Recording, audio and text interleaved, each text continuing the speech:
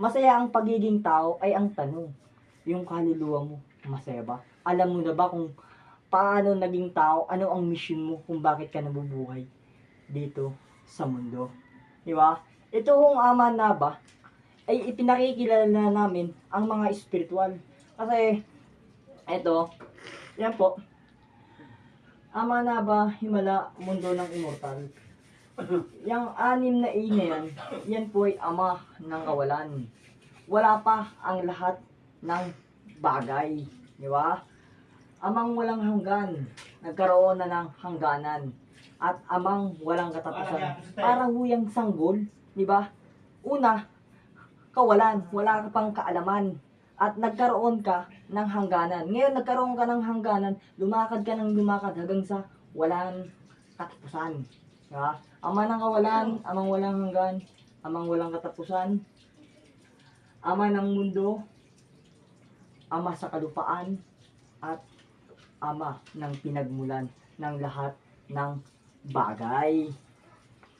Diba? Lahat to ng narito ay meron huyang hangganan at merong pinagmulan. Na kung makikilala nyo ang katotohanan at ang ama na ipapasok nyo sa puso isip nyo, dahil kaming mga ama na banga, kami po ay mga nagtatanim ng mabubuting bagay. Nagpapaliwanag sa tao para maintindihan kung ano ang spiritual. Diba?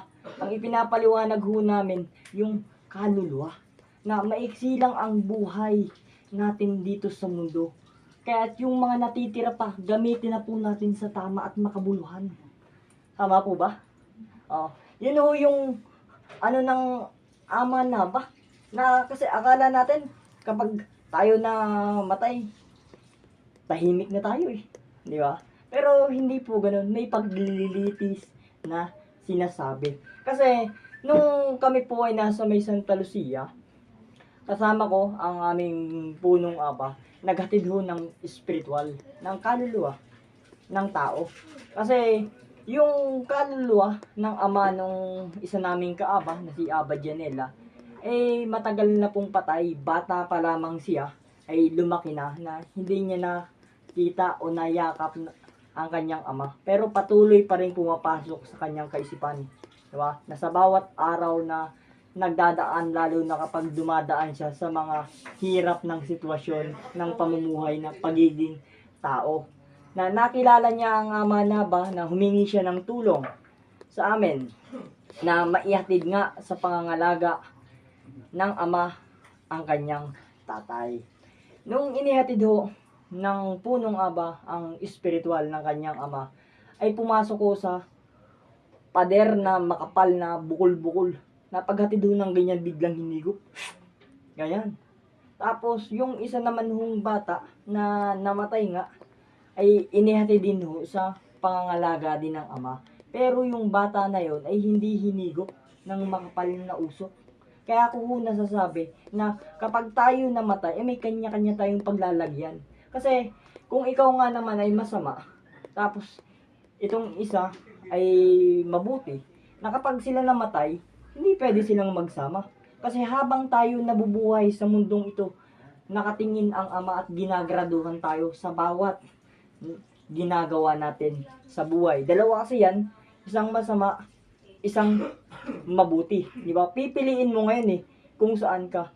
Sa masama, yan ho ay si Infinito. Si Infinito, si Satanas. At ang trabaho niyan dito sa mundo ay pasukin at guluhin ang kaisipan ng tao. Di ba? Na kapag magulo ang iyong kaisipan, nakakapagdesisyon ka ng mali. Di ba? Lalo na kapag umiinom ka ng alak. Kasi ang alak ay instrumento ng dyablo, na sobrang bait mo nung ikaw ay hindi umiinom. Pero nung ikaw ay nalasing, lumabas ang tunay mong pagkatao. Di ba? Kasi dito sa ama na ba, katapatan, kalinisan, pagpapakumbaba, alisin ang lahat ng bagay na sisira sa ating katawan. Dahil tayo ay mahal ng ama. Di ba? Pinapangalagaan nga tayo ng ama eh. Ngayon, kung pinapangalagaan tayo ng ama, edi sana'y alagaan natin ang ating sarili. Dahil tayo nga ay mahal ng ama. Alisin natin kung ano man yung mga dumi sa ating katawan, dahil masarap mabuhay na alam mo yung katotohanan na may bit-bit kang ama sa puso, na kapag ang ama ay kasama mo at nasa puso mo, ang dikta niyan puro kabutihan. Pagtatanim nga, di ba? Malawak na pangunawa ang makukuha mo diyan. Na kung dati kapag ikaw ay nagalit, talaga namang hindi ka mapigilan. Kasi hindi mo pa naiintindihan. Yung nakilala nyo na ang ama na ipinakikilala naming ama na ba, ay tanggapin nyo. Kasi napakasarap sa pakiramdam. Ang pagiging isang ama na ba ko ay masasabi kong napakapalad. Napakapalad kasi bata pa lang ako, namulat na ako sa katotohanan. Di ba? Masyadong mahabang panahon pa ang pagsasamahan namin ng ama at marami pa tao ang makakarinig ng paliwanag tungkol sa spiritual na mararamdaman. Di ba? Kasi ang panggagamot ho, front lang yan. Hindi natutuwa ang ama sa pamamagitan ng panggagamot. Bakit?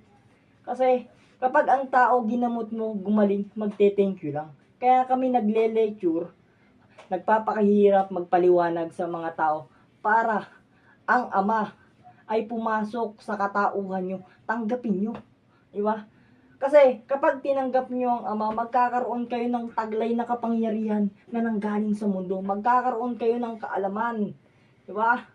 Na kaalaman na nanggaling sa naglikha ng mundo, hindi kaalaman ng pagiging tao. Kasi ang kaalaman na bit-bit natin ay kaalaman ng pagiging tao. Tama po ba? Diba? Isinilang tayo ng walang muang.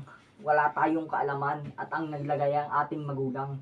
Hindi natin nalaman ang katotohanan. Diba? Kaya ang hirap paniwalaan. Pero ngayong nandito na ang ama na ba at ipinapaliwanag kung ano man ang hiwaga meron ang mundo, kailangan nating paniwalaan. Bakit? Nararamdaman, may patunay. Di ba? Sa kulay, walang masama. Kung itim, puti, tao lang ang nagbibigay ng kahulugan na masama. Ayun. Sa ngayon ho, kasi kung pahabain nyo, hindi naman lahat maiintindihan na isa-isa lang.